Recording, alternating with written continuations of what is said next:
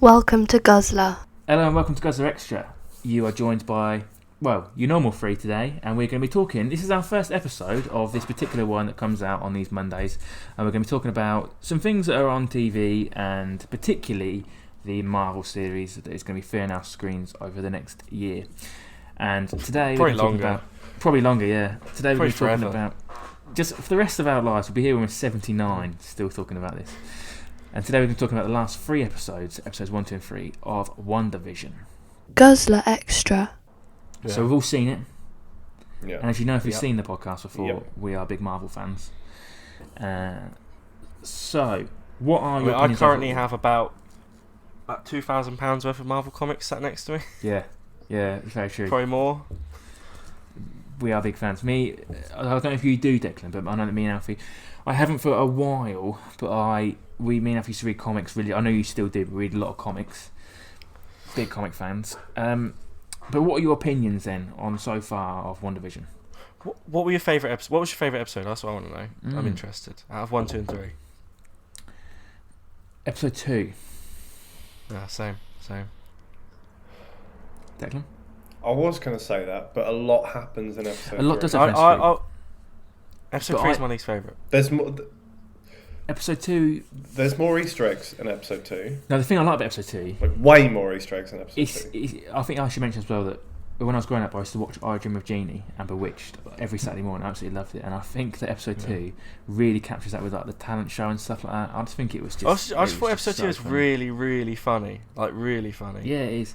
The So talent show is. loads of the criticism is that, like, WandaVision at the moment is just a sitcom, right? That's like Yeah. the criticism from Yeah, people. It's like, it's really boring. Mm. It is just a sitcom. But I was like, yeah, but even then, like, I was pissing myself. So I don't know what the problem is. Yeah, no, I agree. If it's still made well, then I don't see the problem. I thought it was really funny. The talent show I thought was excellent. It was hilarious. really good. Yeah, and I liked it. That it does feel like each one of these is a sitcom from the different decades and stuff like that. I think that works wonderfully. Have you seen the interview with Paul Bettany where he talks about they were meant to set up WandaVision in Endgame? Yeah, I did see Have that. you seen that? So there was an interview with Paul Bettany and the Olsen. Is it Elizabeth? What Elizabeth one is Olsen, yeah. Yeah, it's Wilson. Yeah. They interviewed them both, and apparently in Endgame there was meant to be a post-credit scene where Scarlet Witch goes to Sword's facility. Obviously Sword has taken over from S.H.I.E.L.D. now that S.H.I.E.L.D.'s gone. And Vision is there, dead. They just have his body because obviously it's a fucking metahuman and android thing, and they want to keep that sort of shit safe. Scarlet Witch goes into there and just takes Vision's body and then makes the realm of which WandaVision now are. Yeah. And that's why S.H.I.E.L.D. or Sword are round it now, because Right. she took his body. Okay. And they think that something's happening and Wanda's in it, not that she's created it. Right. Yeah, of course. Because of this thing about her creating all that stuff, that is still just everyone making a theory of that, isn't it? It hasn't been confirmed or anything. Yeah. It's But still like, just us guessing. It's a good guess. I mean, it's strong, but we don't so know. that yet. in the comics, House of M, where she gets rid of all the mutants, you know about this, right? I've read Houseman. Mm-hmm. That is based, like, That is her based on this, isn't it? kids die. Yeah. That's why she goes mad. And then she says, no Yeah. more mutants, and all the mutants disappear. And obviously in the thing, she's just had kids, and she's had 2 sons, and in the comics, her 2 sons are called Wiccan and Speed. That's it. That's their superhero names. So Speed is like Quicksilver, he can move fast, and Wiccan's like her, he can, like, bend reality and stuff. Magic and yeah. And then in the comics, they die, and then she goes mental. So a lot of people think that's where this is going. Yeah, but they think it's going to happen backwards, so that she's now going to create a space where mutants can come into the MCU. Yeah, exactly. So House of M is going to set up mutants instead of destroy them. Yeah, that's a big theory. Have you heard about the budget for WandaVision? Do you know the budget? No. I know it's like a mini film. It's like double that for Falcon and Winter Soldier or something, isn't it? Well, the budget for all the shows is absolutely insane. Like, it is mental. So the highest budget TV show ever is Game of Thrones, right? Mm-hmm. and it costs $15 million an episode. Yeah. And they're like an hour. They've got like massive battles. They've got dragons and stuff like that. WandaVision is $25 million an episode. And some of them are like 22 minutes long. Yeah. Yeah. I don't even know. I assume that most of the money has gone into, because apparently the last 3 episodes are like a big proper MCU finale with like a lot of action and stuff. Visual effects. So I imagine that's where most of the money. I can't imagine the money's gone into now, really, because they haven't really done anything. No. But yeah, it'll be interesting.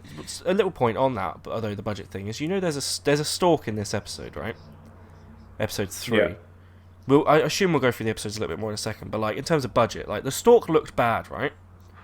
Or I thought it didn't look great, but it didn't look bad enough. That's on purpose, what bothered me. But I feel like it should have looked more 70s. Do you know what I mean? Yeah, I agree. Yeah, it's because they use equipment from the time. Yeah, but it didn't look. That it's set in. It didn't. But it just looks like awful, bad which now it should have CGI. Yeah. Because when they pulled the paintbrushes But out of I the think paint, that's because it was really like edgy and ridgy, which is of course because it's meant to be in the 60s. But yeah, I agree. The stalk looked too good for the 70s, but too bad for now. Yeah. That's what really bothered me about it. Yeah. Is that like I wanted them to go all in on it being just absolute dog shit because it's a 70s thing, or just make it good. Do you know what I mean?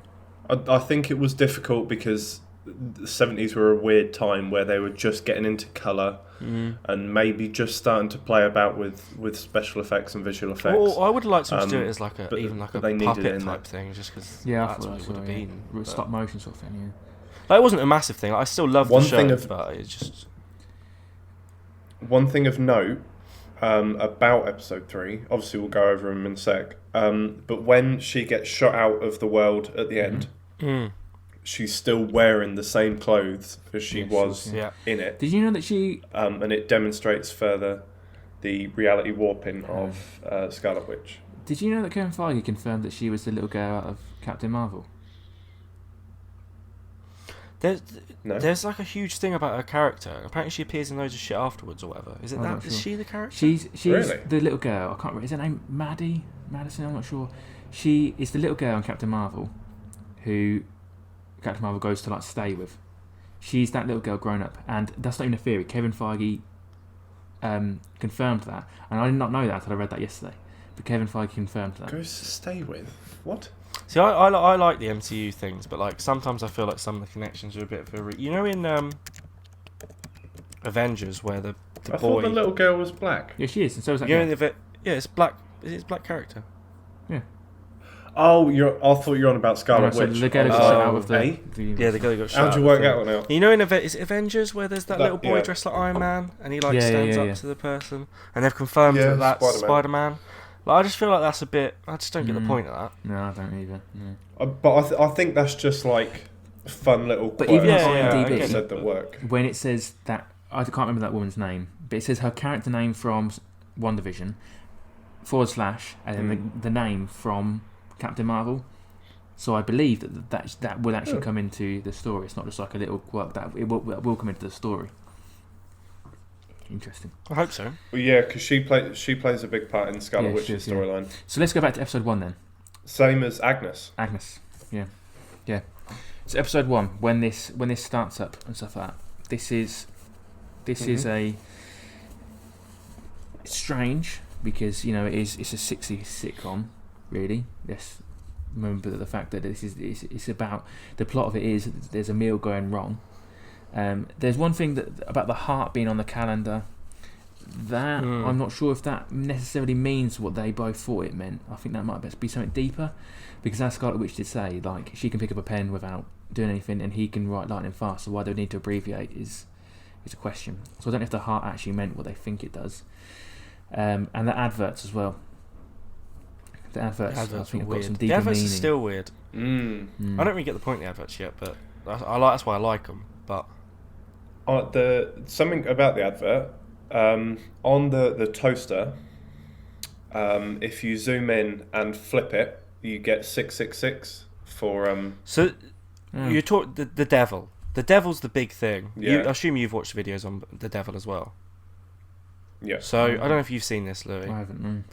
Everyone thinks, and I think it's definitely the case, the main villain of WandaVision is Mephisto. Right.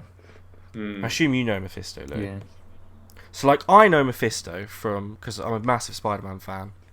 In Spider-Man, do you know anything about this, Declan? Spider-Man and Mephisto? A little. So, one of the worst Spider-Man stories of all time, right? By J. Michael Straczynski. He's a brilliant writer, but basically this got pushed through by, like, the editors-in-chief. Spider-Man was married to Mary Jane, and the higher-ups at Marvel didn't like that because they thought he was becoming, like, too adult, because the whole point of Spider-Man is everyone likes him because he's, like, a everyday man or whatever. Innocent and a kid. Yeah. So he was married to Mary Jane. He'd been married to Mary Jane for years and years and years. They wanted that gone, right? So in Civil War, Spider-Man reveals that he's Peter Parker, which he's never done because he didn't want to endanger his family, right? That, as we know from like the films. Mm-hmm. What happens is because people know he's Peter Parker, Aunt May gets shot in the head. She gets sniped, and Aunt May dies. Right. So Spider-Man goes to Mephisto, who's the devil in the Marvel Universe, and he makes a deal with the devil, and in order to save Aunt May's life, he erases his marriage with Mary Jane, like it never ever happened.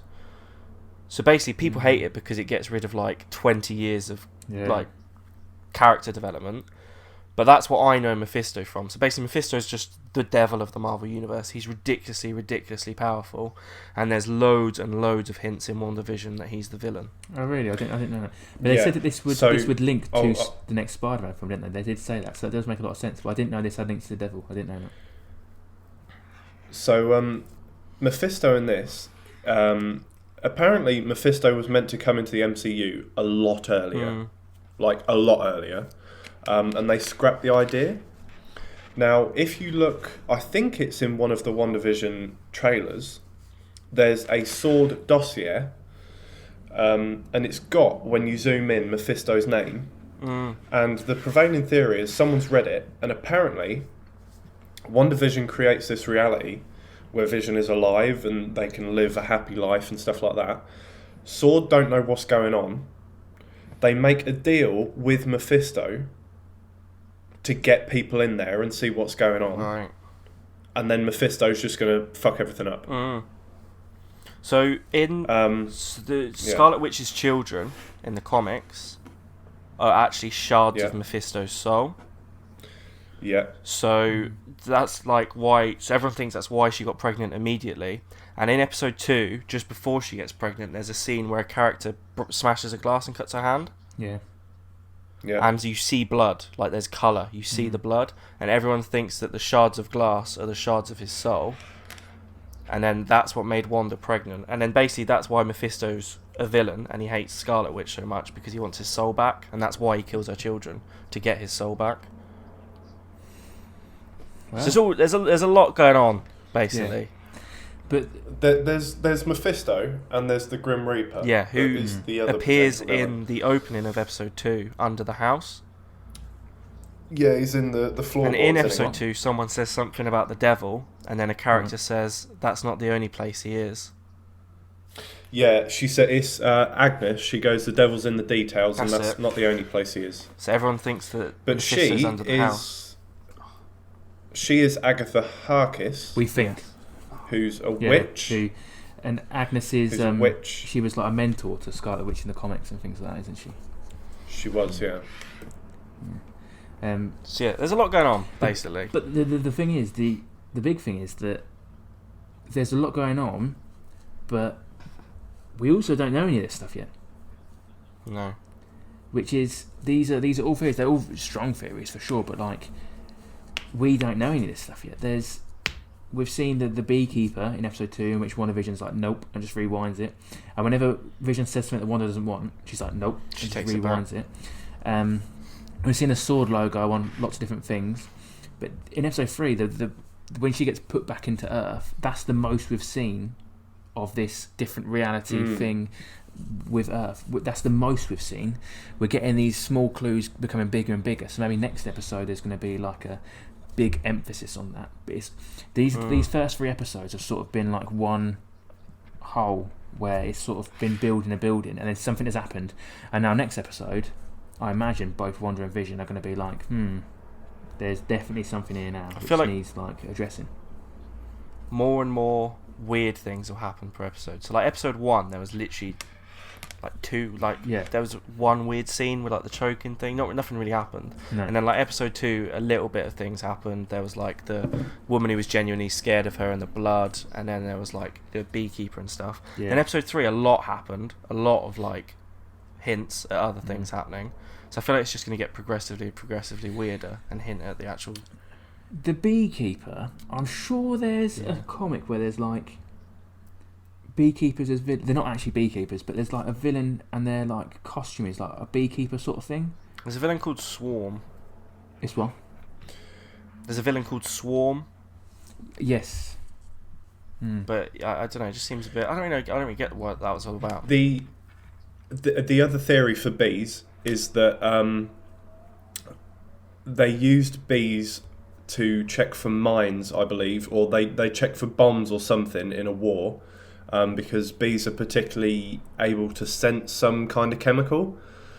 So someone had theorised that they went in as a beekeeper to make sure that there wasn't any traps or anything That's interesting. on the way getting in.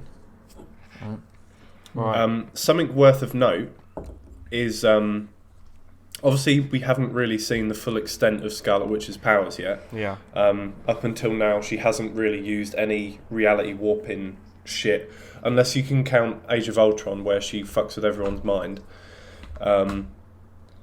But in this, she obviously creates her own reality, and we see at the end of episode 3, when she gets thrown out back into reality, like MCU. She has kept the costume on, which means that Scarlet Witch's reality warping powers can affect our MCU to an extent that we haven't seen yet, Then, which is getting on towards Scarlet Witch's House of M. When they done powers. interviews with the car, Yeah, I agree with that. But do you also not think that the woman that went in was like trying to infiltrate Scarlet Witch's realm, right? Yeah. Do you not think she could have just dressed like that in the real world before she went into the system, because she was trying to infiltrate and blend in? But she forgot everything. What do you mean? They forgot everything, No, didn't they? we don't know that, do we? When they went in. Well, she'd forgot who she was until Scarlet Witch started singing that song, and then it kind of flashed that was Quicksilver. Yeah, I get what you mean. You know Though what I mean? Scarlet Witch is definitely becoming more powerful. The 100%. big thing is that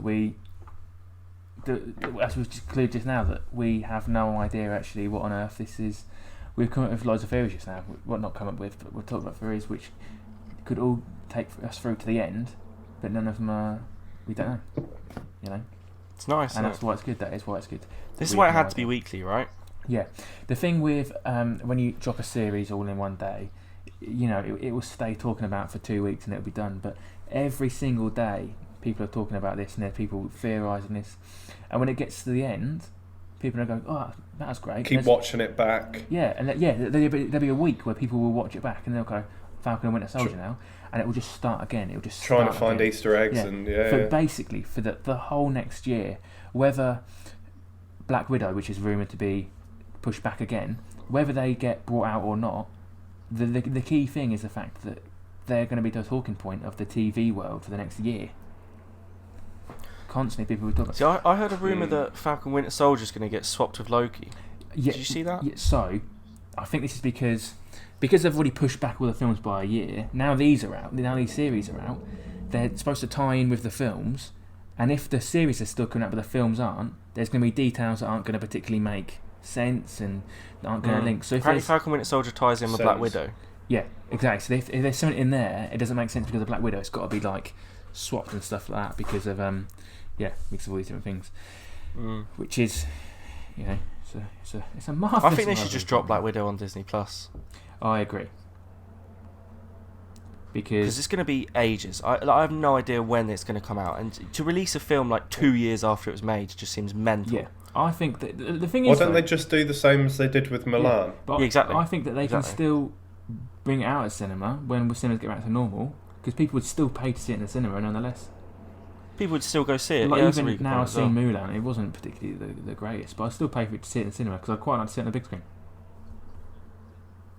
Yeah, because like that's the thing with the cinema though. Like people that go to the cinema like the experience Yeah, and stuff, yeah. so people will still go. A lot of Mulan wasn't in CGI like Aladdin was and stuff like that. Like a lot of it was filmed like on set and stuff like that. And I think on the big screen that would look marvellous. I'd love to see that on the big screen and stuff. Yeah, so easily. So that is where we are at the moment. And next week we'll come back with what we've got on episode 4, and if any of our theories still stand, or if we've got any Episode extra 4. theories or We're in the 80s. any 80s exactly, which I'm looking forward to very much. So thank you for watching this Guzzler Extra video. Check out our podcast or check out our other Guzzler Extras. Thank you very much for listening. Bye. Thank you for listening to this Guzzler podcast.